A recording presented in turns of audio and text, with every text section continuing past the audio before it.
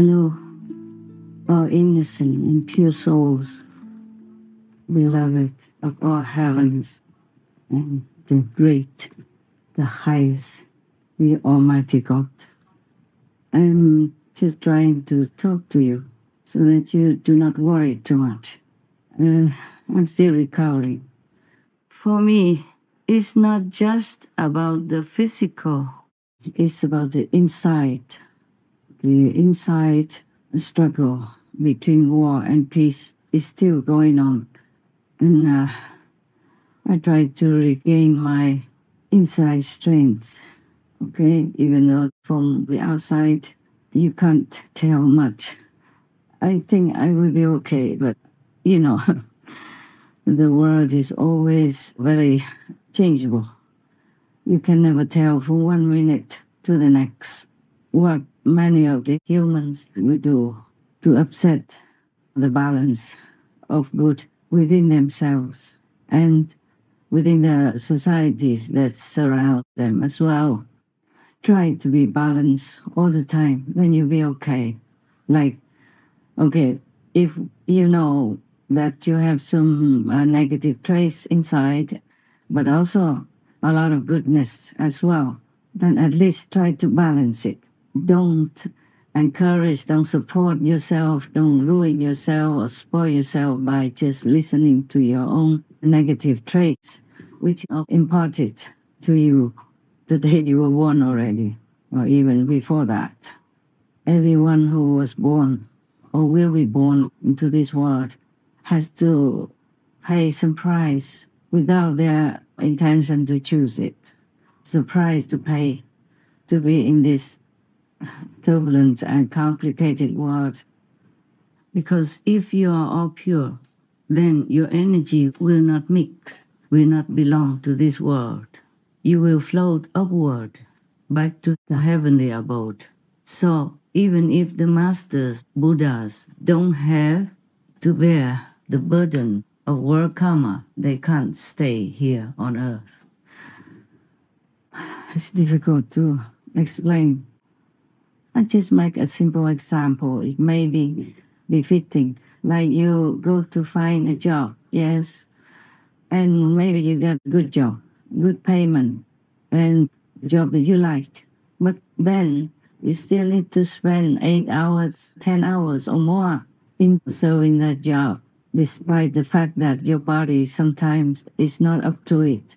And your mind is sometimes really troubling you so much, but you're taxing it to try to fulfill the job that is expected of you. That is a problem. It's not like something that you want to or not want to. You just have to if you want that job. You know, being born in the physical body, most of us will have to be busy with some physical work. Otherwise, you can't take care of yourself. Even if you have a big inheritance from your parents or some relatives, you still need to work to make sure that it stays fixed and enough for you to continue to live. And being jobless is also a difficult job, because if you don't have interesting things to do in your life, then your mind might go haywire sometimes or be influenced by some bad negative tendency from within or without. Now, everything is work in this world, yes? Even if you're a monk, you also need to work in the temple. And also take care that you have enough knowledge, enough worthiness to answer the demands, the expectations of your followers. And you will be criticized, you will be worshipped, you will be demanded to work for their mundane questions, answering stuff, or you will be put onto a high pedestal, and they will expect that you are Buddha already, you're a saint already, and there's no end to their demands. For every little mundane thing, they will come to you, and if you don't answer or supply the way they want it, you will be under suspicion, of any kind. And by the way, talking about monks, I just remember something. Sometimes I saw some monks somewhere, by the way, being criticized by other monks or other people.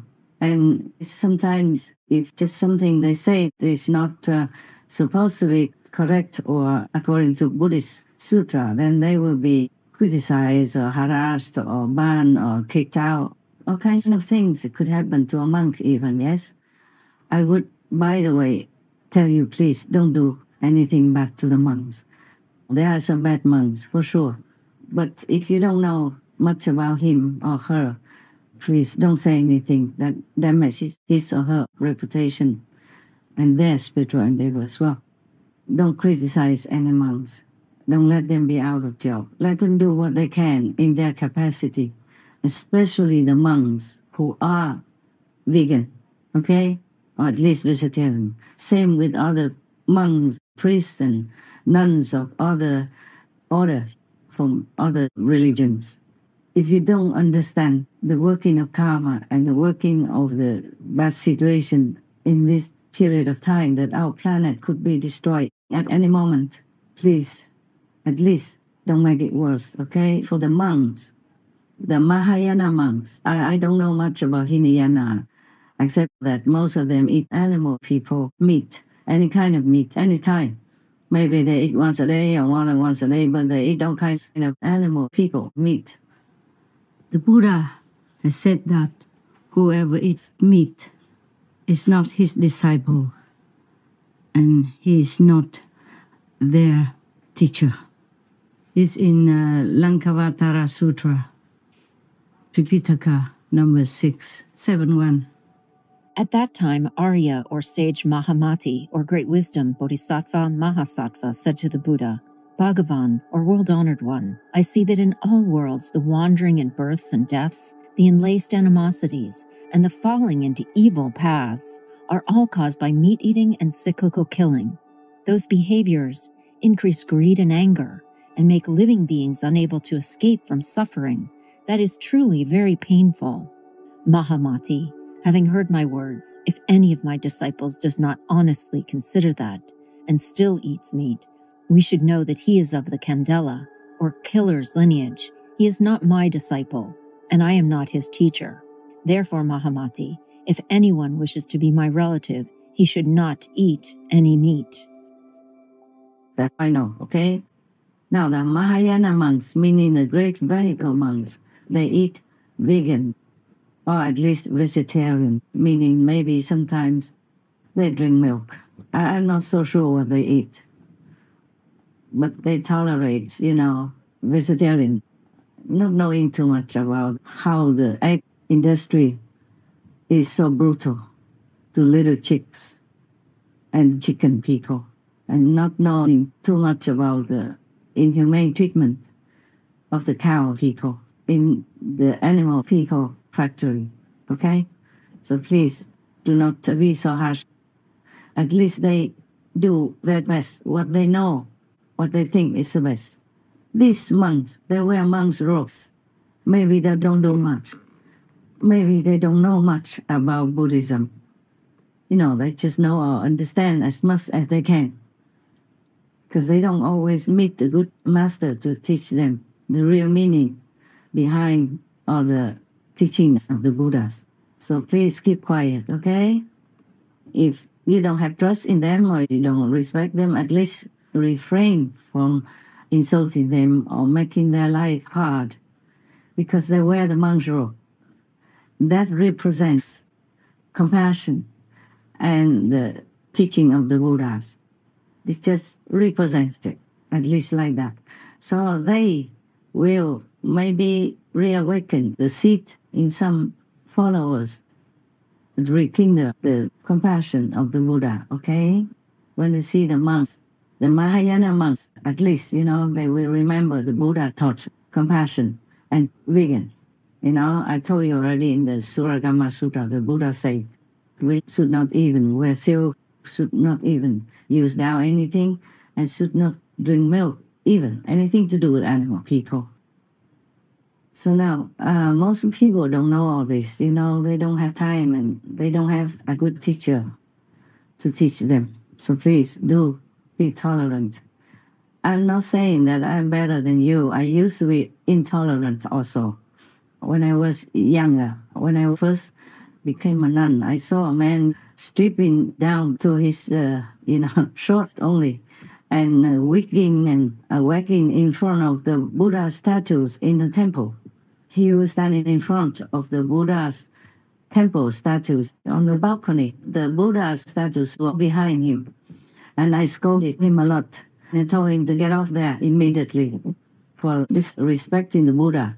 You have many places to exercise. You can't just stand in front of the Buddha and show your butt like that. This is not Buddhist. And so then he ran away.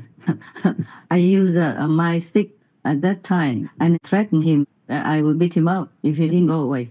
And he ran away and was crying to the abbot, "Oh, Sư Phụ, she's going to beat me up. She wants to beat me up."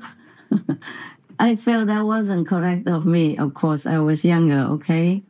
And I apologized for my behavior. Not to him, no. I didn't want him to feel that he was right to do that. There are many places to do exercise, And even if you want to exercise in the temple yard, you go in the yard. There's a big yard in front. And the street in front is empty. It's a small little village. Nobody was driving there. Even if they drive by, you don't have to stand on the street to do that. You can't stand in front of the Buddha statues, and wag your butt like that. It doesn't look good anyway, no matter what kind of excuse you say. So from then on, he never came back to that temple again.